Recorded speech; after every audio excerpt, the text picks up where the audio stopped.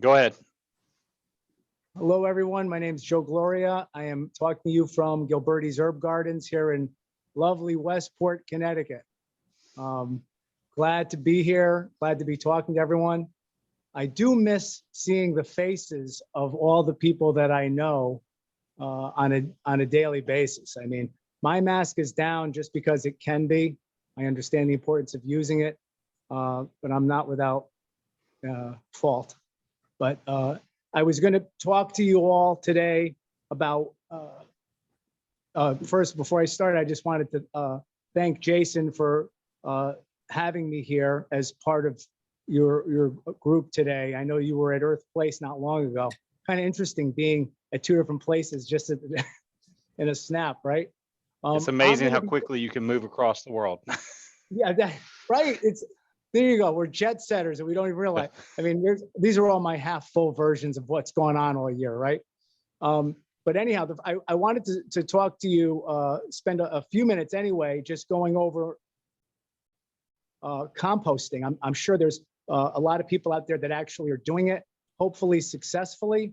I'm trying to see if I can actually be of any help with whatever technique you're doing currently. I'm a big advocate actually of vermiculture or composting with worms.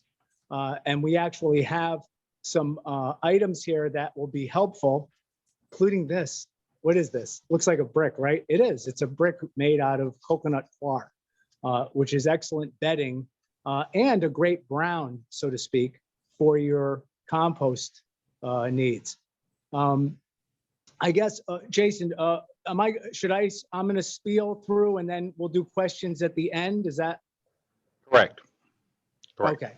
Okay. So just a few things. Composting, of course, we're recycling our organic yard, garden, kitchen waste, of course, into something that is highly nutritious, inexpensive in the sense that you've done it yourself with stuff that you have, as opposed to actually having to go out and buy fertilizers, etc. Not that I don't want to sell you fertilizers, but I really love the idea of people or inspiring people to do it themselves. I mean, if you can do it yourself and help, with your green footprint and all, more power to you. That's my belief. But again, the organic yard waste, it turns into like a very nutritious, humus is what it breaks down to, which acts as a soil conditioner and could be used as a mulch, believe it or not.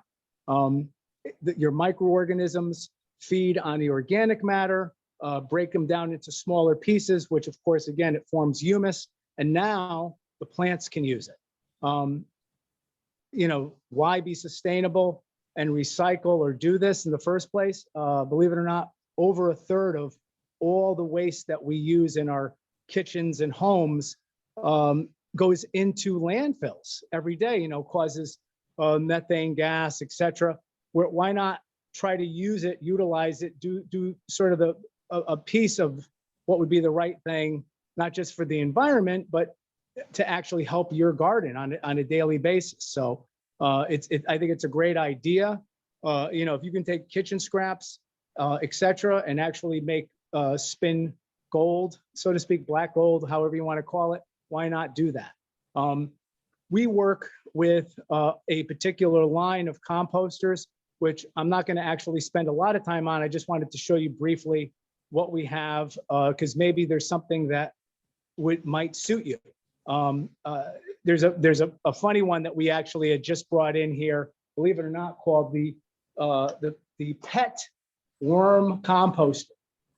Where something like this, you actually take and put a portion of it in the ground, and believe it or not, the worms, if you want to pan down here where the holes are for me, thanks. The worms actually enter through the bottom and help decompose your dog poop, etc., exponentially, much quicker.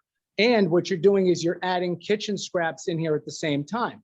So, I mean, a lot of people I know, talking to people, a lot of people with their animals around the garden, they toss it here and there, bury it, however they want to get rid of it. Maybe they throw it in the garbage, which is probably not the best thing to do, obviously. But, I think at one point it becomes a little bit on the more problematic, because just burying animal feces I think can cause issues to your plants over time. This is an easy way to actually take care of it. So I just wanted to kind of spin that. Along with this particular composter, there's this one here, and I have a couple like it, which are the vermiculture or worm composter, which in a perfect world, I actually wanted to get my worms and bring them here. And I thought, oh, I don't know how people, I don't know who's really happy about seeing 500 or 1,000 worms at any single time. But these devices actually do such a great job breaking down your kitchen scraps much quicker than doing ordinary composting. The worms actually break down an amazing amount of product very quickly. And then once it's done, you can actually take and use it on absolutely anything in the yard, even inside the house. Believe it or not, worm casting, I'm a huge fan of worm casting. We actually sell worm castings by a wonderful lady named Monique Bosch, from a company called Wiggle Room. She does amazing job with that. And we also obviously are big believers of the worm compost tea, which we generally have on a weekly basis, just FYI. So all these things can actually be gotten without you having to necessarily do the composting and trying to get the tea and so on and so forth. But if you do want to, these are great venues that you can use. In the back is the tried and true tumbler. This one here, of course, as people I'm sure have had variations of, have that kind of, you just take it and you spin it and so on and so forth.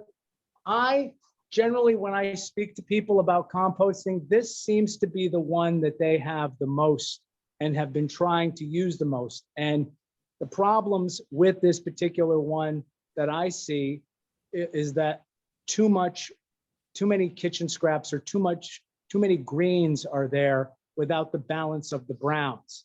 Something of this nature, which of course would expand paper, leaves, twigs. And keep in mind that when you're doing composting, size matters, right? If you take, for example, an entire banana peel and throw it in the compost, yahoo, right? But if you were to take it and chop it, much better. In other words, whether you're doing vermicomposting, vermiculture, or just regular composting in a spinner, or in fact, one of the other bins, you'll get much faster results because the microorganisms will actually do a faster job if you help them. It's almost like chewing your food. When I say chew your food, why? It's better for digestion. The more you have it crunched up, right, the easier it passes, et cetera, et cetera. And again, there's a number of different composters here. I didn't want to necessarily make this so commercial. I just wanted to make it known that we do carry a line that will hopefully help you if you decide to do composting yourself. I'm here most of the time here at Gilberties. You can always seek me out. And as busy as it is, I'll try to spend some time with you and we can figure out what would work for you. And then worst case scenario, guess what? We have worm castings available from Wiggle Room and or Compost Tea, and you can use that on your garden at any time. That's, of course, they're also, just a side note, all these containers, plastic, et cetera, are 100% recycled. I just want to let you know that. And so that's basically my spiel on the compost end. I'm obviously open to questions. Almost forgot the big four. So weird not having people like right in front of you. Anyway, so Adam, you're supposed to.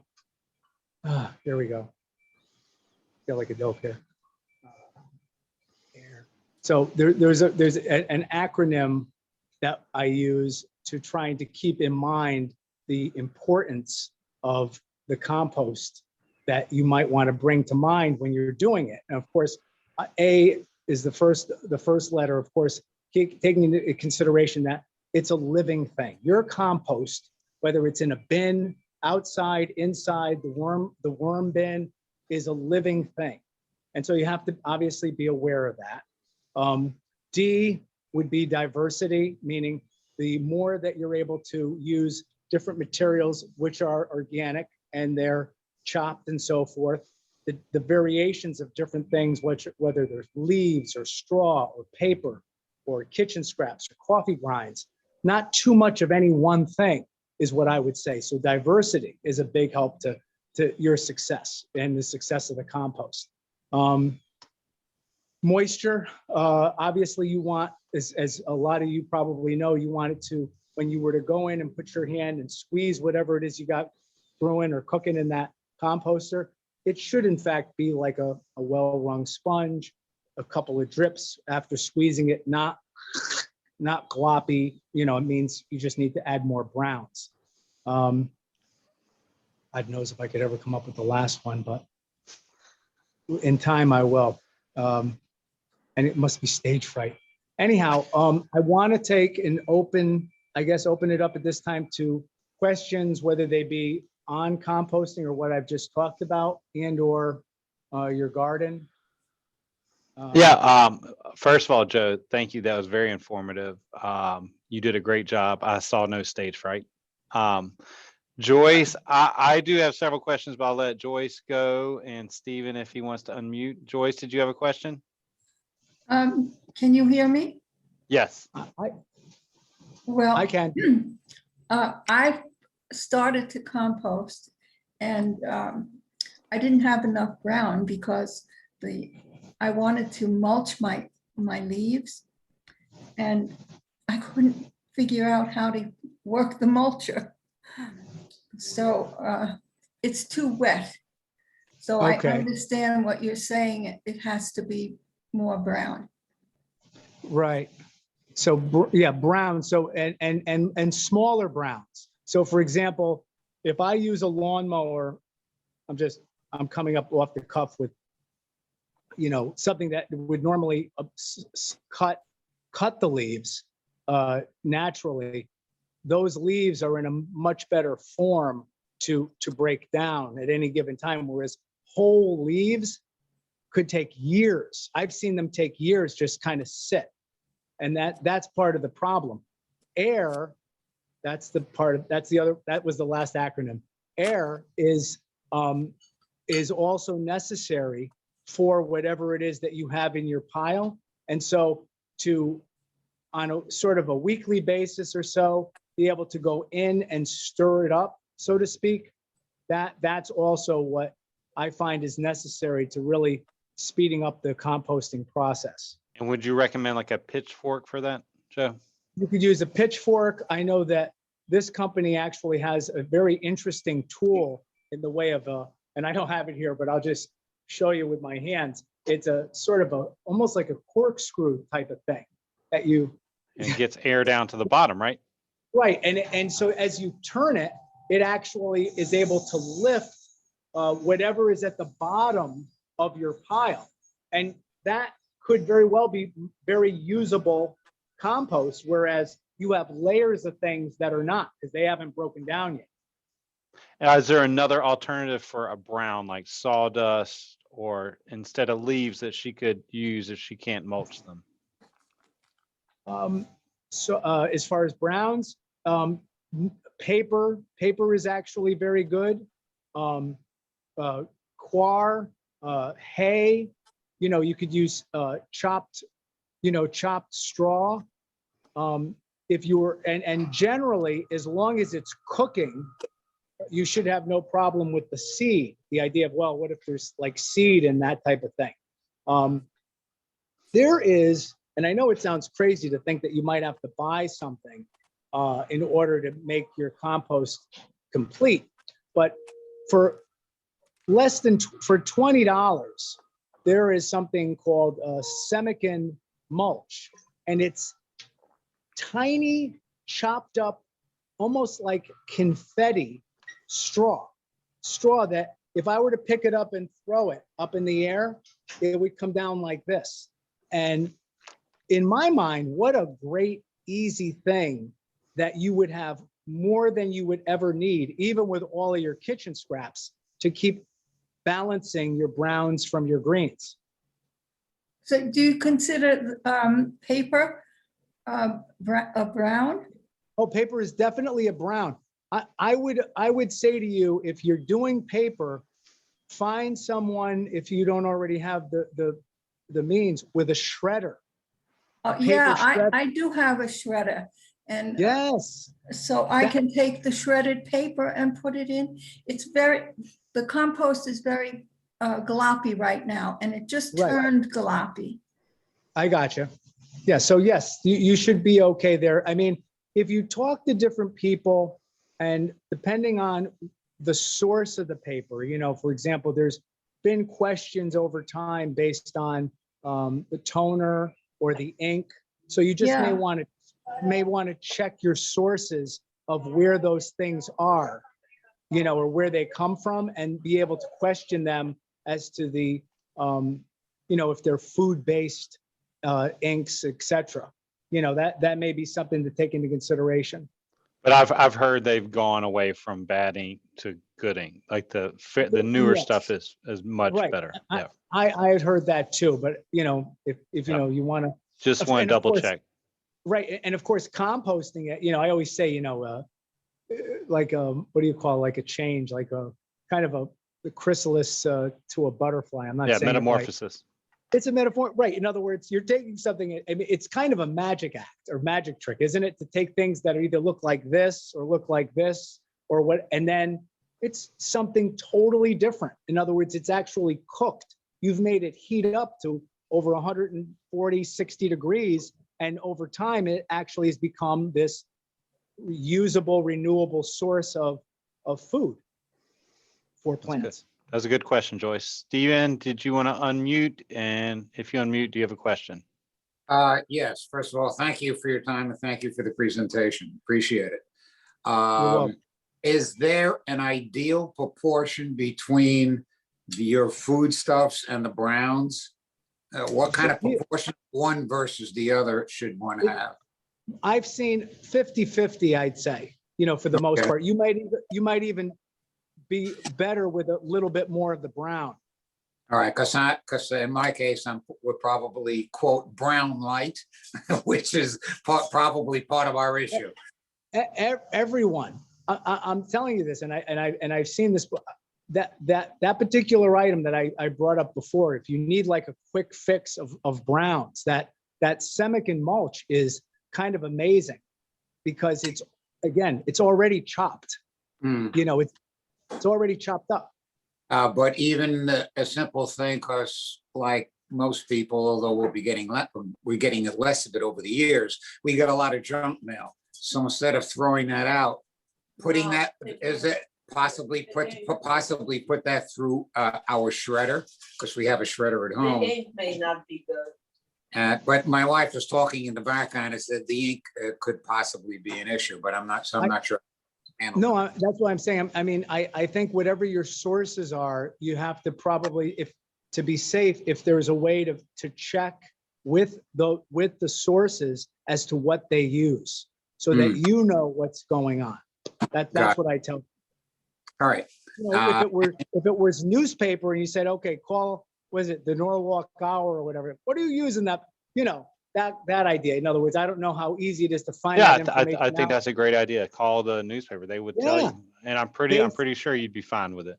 All right. I mean, based on the periodicals or whatever it is that whatever you're using.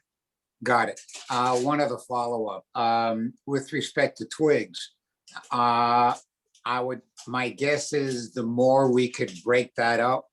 I have a version of the tumbler, so not the one that you have, but it's same general concept. But the idea would be to chop those twigs up into small pieces before we put those in the tumbler. That's correct. Okay, very good. Thank you for your input. Sure. Okay, I had a couple questions, Joe. So going back to what Stephen was talking about, the tumbler. So I would say most people who compost have that tumbler, but what I find is it's too small. I mean, you want like a pretty good amount of compost. People are throwing a lot of greens in that tumbler, and it just doesn't, it's not big enough for the compost. Like just looking at compost you have. So I've got a separate pile, with the pallets. So I got pallet pile, and then I've got the spinner pile. And what we do is we put like the really gross kind of food stuff in the spinner pile. Is that okay instead of putting, because I worry about animals getting into the pallet pile and digging out.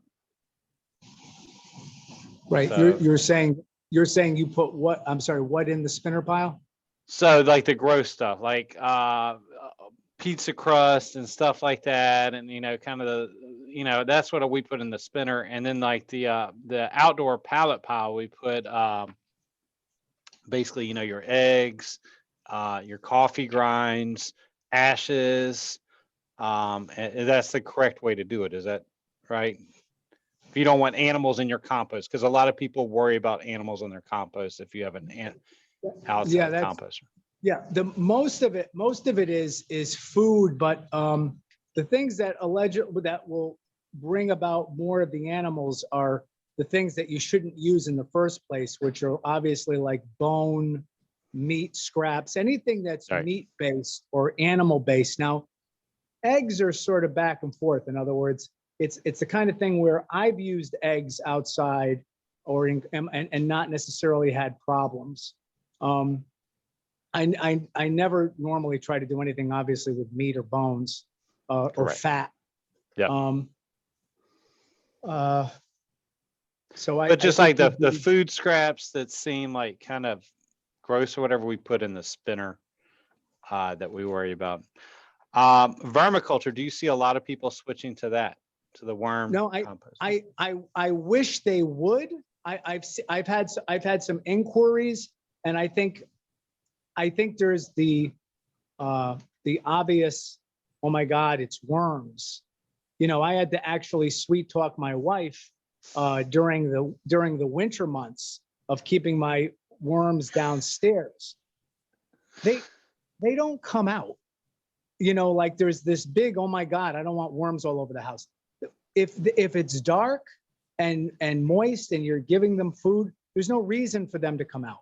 Even if you're not being attentive, which again, it's not that it doesn't take much attention at all, to be honest. I mean, you're just, even in the middle of in the dead of the winter, you could actually put scraps down there and they're kind of going to town and breaking it up. I mean, I don't even necessarily sense much of an odor, believe it or not, and I think for that earthy to happen- odor.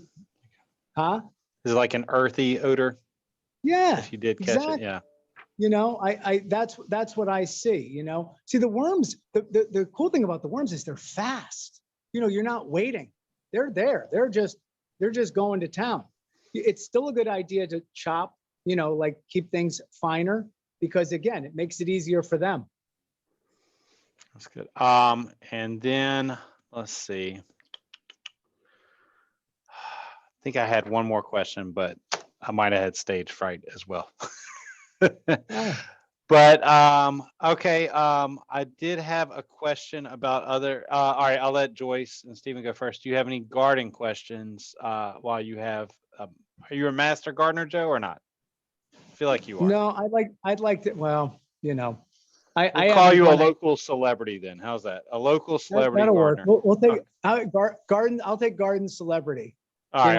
Okay. And I'm such a big fan of a lot of the garden people that are master gardeners, Alice Eli, for example, and a number of people that I deal with on a daily basis.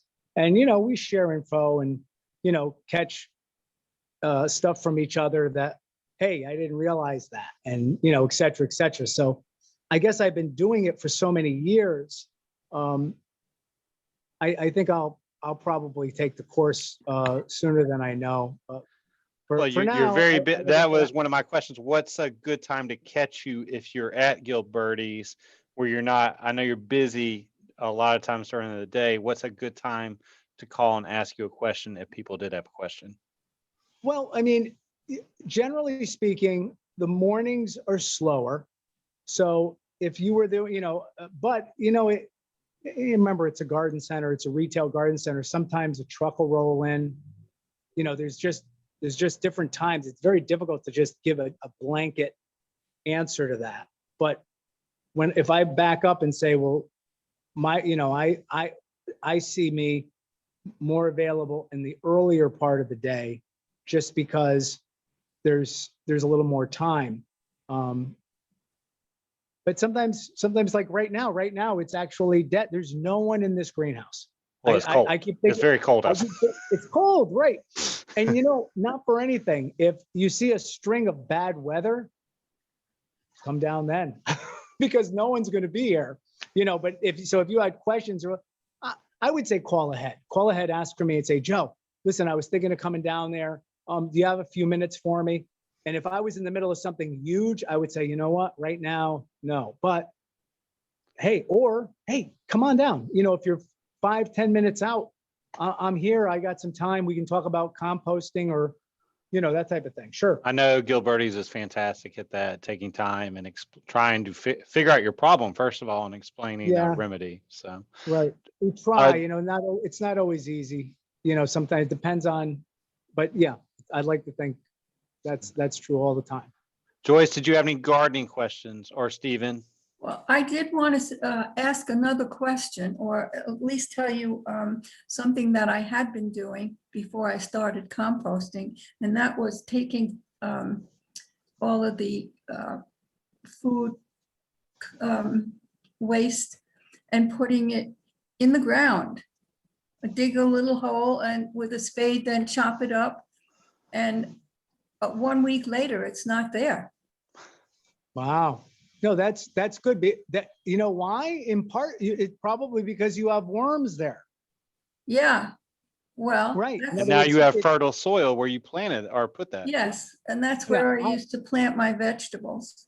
Right. I've seen and read things where people will take a plot garden and alternate the rows of where they bury their wet or kitchen scraps.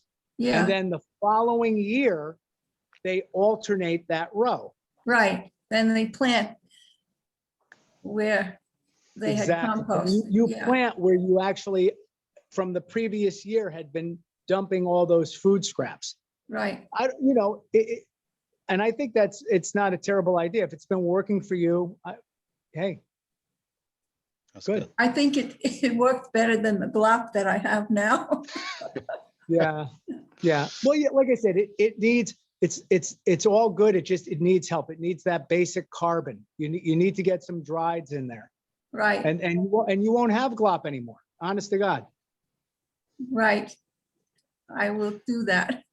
Stephen, did you have a question to finish off?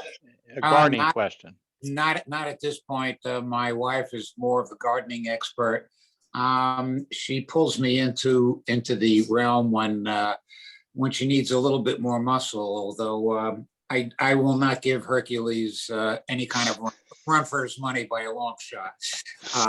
I'm sure she's glad she has you. Gardening is not for the weak. Indeed. Well, we've been married for 46 years, so I'm pretty lucky. I do mow my own lawn, but I have a mulching mower, which is very convenient. So I don't have to worry about bagging the grass, which would probably help on the composting side. But it's easier for me at this particular doing it this way. But I'll have to. I have to get more browns into my compost, and being more diligent as far as twigs and stuff like that, which we have no shortage of on the property. Have to be a bit more picking that up, chopping it up into smaller pieces, putting that in, and of course periodically tumbling it. So good point. Thank you. Thank you very much, Stephen. All right, Joe, thank you very much for coming out. This will be going on our YouTube channel and our Constant Contact. So we have 3,000 people that the Constant Contact goes out to. So hopefully we'll have many, many more. Check out, this is very informative. Yeah, let me know how they like it. I'd love to know. Will do. Thank you, Joyce Good. and Stephen, for coming. Thank you. Joe, you could run your own show. Okay. Don't have any stage. Right. Joe, Bye, guys. we always appreciated your presentations in the past when we were able to attend them in person. So they were great. Thank you. Thank you. Very kind. Thank you for that. Bye, guys. Bye-bye. Happy birthday. Thank you all. Bye now.